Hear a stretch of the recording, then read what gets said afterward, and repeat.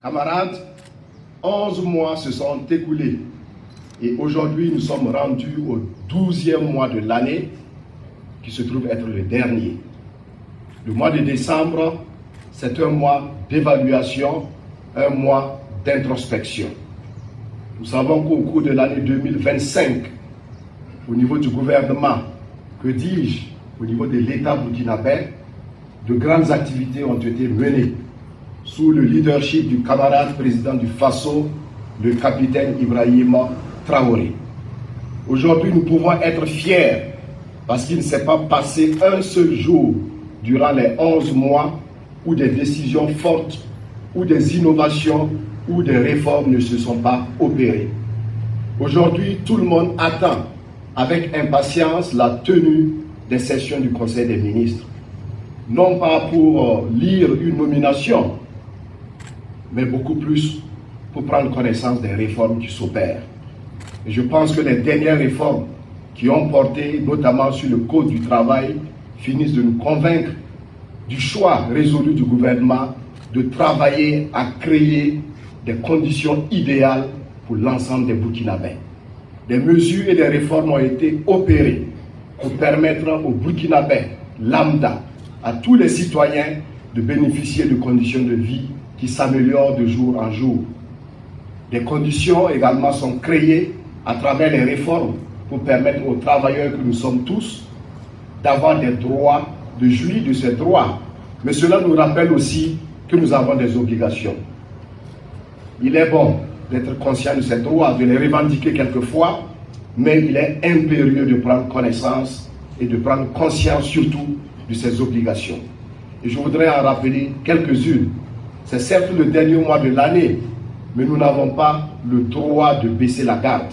C'est bientôt les festivités de fin d'année, mais nos clients de l'administration publique sont en droit, même le 31 au matin, quand ils arriveront ici, de pouvoir bénéficier des prestations à partir de 7h30. Cela m'amène donc à vous rappeler votre obligation, notre obligation à tous, d'être assidus et surtout d'être ponctuels.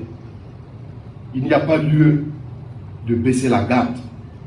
Parce que la révolution progressiste populaire, elle se veut un engagement perpétuel, un engagement continu. Donc je voudrais vous engager à cela.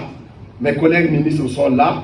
Nous invitons et nous instruisons les secrétaires généraux, les directeurs en charge des ressources humaines à veiller constamment, quotidiennement, à ce que tous les collaborateurs soient à leur poste de travail à partir de 7h30.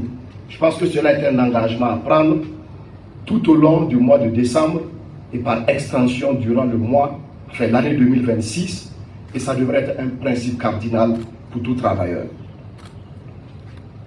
Durant les 11 mois, beaucoup de résultats ont été engrangés et je voudrais vous en féliciter. Et pour ceux qui se sont de façon particulière engagés à la tâche, durant ce mois de décembre, certains, sinon beaucoup d'entre nous, vont recevoir des décorations. C'est la plus grande récompense que l'État puisse accorder à ses fils, à ses filles engagés sur l'élan, sinon le chemin du développement. Par avance et au nom de mes collègues, je voudrais féliciter tous ceux qui, durant ce mois de décembre, recevront des distinctions. Je souhaite que cela serve de modèle, que cela serve d'exemple pour nous tous. Le mois de décembre, c'est aussi le mois durant lequel nous allons achever, sinon parachever nos activités. Et je disais tantôt qu'il ne fallait pas baisser la garde. Il y a encore des activités résiduelles. Et je voudrais vous engager à mettre tout le sérieux, toute la conscience professionnelle qui sied, à exécuter avec plaisir toutes les tâches qui vous seront donc confiées. Et durant ce mois de décembre, nos étalons seniors seront engagés pour les phases finales de la CAN 2025 au Maroc. Nous avons fait l'expérience de ce que j'appelle les ondes positives. Quand le peuple se met debout, l'impérialisme tremble. Quand le peuple se met debout, le succès est au rendez-vous. Et nous l'avons expérimenté pendant le Tour du Faso. Le maillot jaune a été nôtre. Et je voudrais que nous puissions nous engager, nous puissions être comme un seul homme derrière nos étalons seniors, que nous puissions les soutenir et les porter bien sûr au triomphe. La CAN 2025 est accessible et nous sommes capables de revenir à Ouagadougou avec le trophée de la Coupe d'Afrique des Nations. Si vous y croyez, montrez-moi que vous pensez que les étalons sont capables.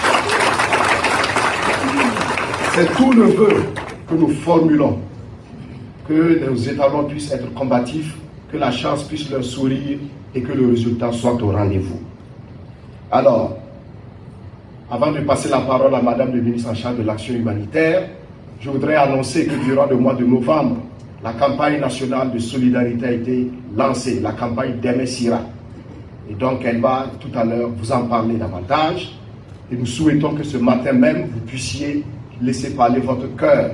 Parce que la solidarité, c'est chacun de vous, c'est chacun de nous. Chaque Burkinabé, dans ce contexte inédit que nous vivons, chaque Burkinabé doit être une solution pour son frère, pour sa sœur. Parce que nous sommes fils et filles d'un même pays et nous nous engageons à construire ce pays ensemble. Et je termine en disant que durant le mois de décembre, il y a un grand événement. C'est la célébration du 65e anniversaire de l'accession de notre pays à l'indépendance. Ce sera un moment d'introspection, un moment de prise d'engagement. Parce qu'aujourd'hui, ce qui compte pour nos pays africains, ce n'est pas cette indépendance qui a été offerte dans les années 60. Ce qui compte, c'est le combat, c'est la lutte pour la souveraineté totale. Et c'est à cette lutte-là que le chef de l'État nous engage tous.